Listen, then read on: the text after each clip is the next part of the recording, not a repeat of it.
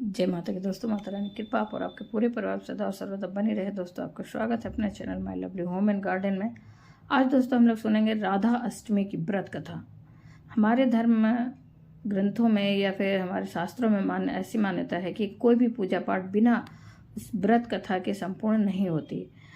और यदि आप कोई भी व्रत नहीं भी धारण कर पा रहे हैं, फिर भी अगर विधि विधान से पूजा करें और उसका पूरा विधान पूर्ण करें और उसकी कथा सुने तो आपको संपूर्ण फल की प्राप्ति होती है। दोस्तों, तो आइए हम लोग सुनेंगे राधा अष्टमी की व्रत कथा। लेकिन उसके पहले आपसे अनुरोध है कि यदि आपको इस वीडियो में कोई भी जानकारी अच्छी और उपयोगी लगे तो लाइक करना ना भूलें, अपने फ्रेंड्स और फैमिली में भी शेयर करना ना भूलें। आप पहली बार यदि आप मेरे चैनल पर आए हैं तो मेरे चैनल को सब्सक्राइब करें, बेल नोटिफिकेशन अवश्य ही दबाएं जिससे आने वाली वीडियो की जानकारी आपको सर्वप्रथम प्राप्त हो सके। दोस्तों, फिर हम लोग लेते हैं जानकारी राधा अष्टमी की व्रत कथा की। और दोस्तों, बीच में कहानी को छोड़ के न जाइएगा, वरना आपको दोष भी लग सकता है। हिंदू धर्म में राधा अष्टमी का विशेष महत्व है। राधा अष्टमी के दिन राधा रानी की पूजा की जाती है। इस बार राधा अष्टमी का व्रत जो है 23 सितंबर, राधा अष्टमी का त्यौहार जो है 23 सितंबर को मनाया जाएगा। दोस्तों, हर साल भाद्रपद मास की शुक्ल पक्ष की अष्टमी तिथि को राधा अष्टमी के रूप में मनाते हैं। इस बार 23 सितंबर 2023 को राधा अष्टमी मनाई जानी है। दोस्तों, इस दिन राधा रानी का जन्मोत्सव मनाया जाता है। इस शुभ दिन पर राधा रानी और भगवान श्री कृष्ण की विधि विधान से पूजा अर्चना की जाती है।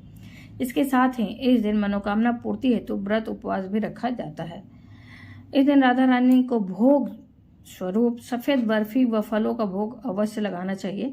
मान्यता है कि इस दिन व्रत धारण करने के साथ साथ विधि विधान से राधा रानी और कृष्ण भगवान की अगर पूजा करने के बाद राधा अष्टमी की व्रत कथा या पाठ किया जाए या सुना जाए तो आपको व्रत का पूर्ण फल मिलता है, पूर्ण लाभ मिलता है। दोस्तों, राधा अष्टमी की व्रत कथा इस प्रकार है। पौराणिक कथाओं के अनुसार राधा माता गोलोक में भगवान श्री कृष्ण के साथ निवास करती थी। एक बार देवी राधा गोलोक से कहीं बाहर गई हुई थी।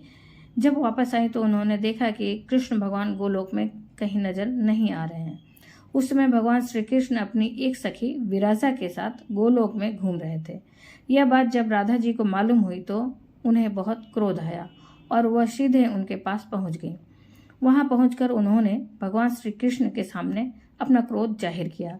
राधा जी का यह व्यवहार भगवान श्री कृष्ण के भीष्ट मित्र श्री दामा को अनुचित लगा और उन्होंने राधा को पृथ्वी पर जन्म लेने का श्राप दे दिया। इस श्राप के बाद राधा जी ने भी क्रोधवश श्री दामा को भी राक्षस कुल में जन्म लेने का श्राप दे दिया। राधा रानी के द्वारा दिए गए श्राप के कारण ही श्री दामा का जन्म शंखचूर्ण दानव के रूप में हुआ था। लेकिन दानव कुल में जन्म लेने के बाद भी वह भगवान विष्णु का अनन्य भक्त बना।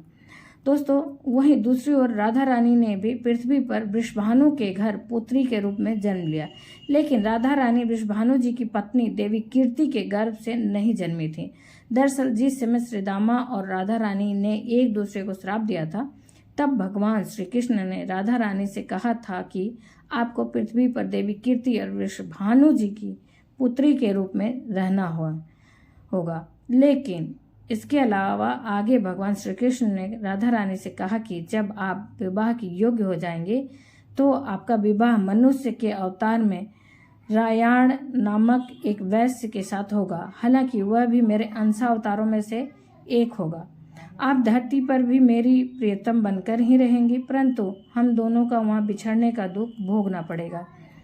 दोस्तों, कथा के अनुसार सांसारिक दृष्टि में देवी कीर्ति गर्भवती हुई और उन्हें प्रसव भी हुआ। लेकिन देवी कीर्ति के गर्भ में योग माया की प्रेरणा से वायु का प्रवेश हुआ और उन्होंने वायु को ही जन्म दिया। जब वह प्रसव पीड़ा से गुजर रही थी, उसी समय वहां देवी राधा रानी का एक प्यारी सी कन्या के रूप में प्रकट हुई। जिस दिन राधा रानी प्रकट हुई वह भाद्रपद शुक्ल पक्ष अष्टमी का दिन था। इसलिए इस दिन भाद्रपद शुक्ल पक्ष अष्टमी को राधा रानी अष्टमी के रूप में मनाने जाने की परंपरा प्रारंभ हो गई। इस शुभ दिन भगवान श्री कृष्ण और राधा रानी की विधि विधान के साथ पूजा अर्चना की जाती है। मान्यता अनुसार इस शुभ दिन विधि विधान से व्रत धारण करने के साथ साथ राधा अष्टमी की व्रत कथा का पाठ करना या सुनना बहुत ही कल्याणकारी माना जाता है। ऐसा करने से साधक को कभी भी धन की कमी नहीं होती और जीवन में सुख समृद्धि की आगमन होता है।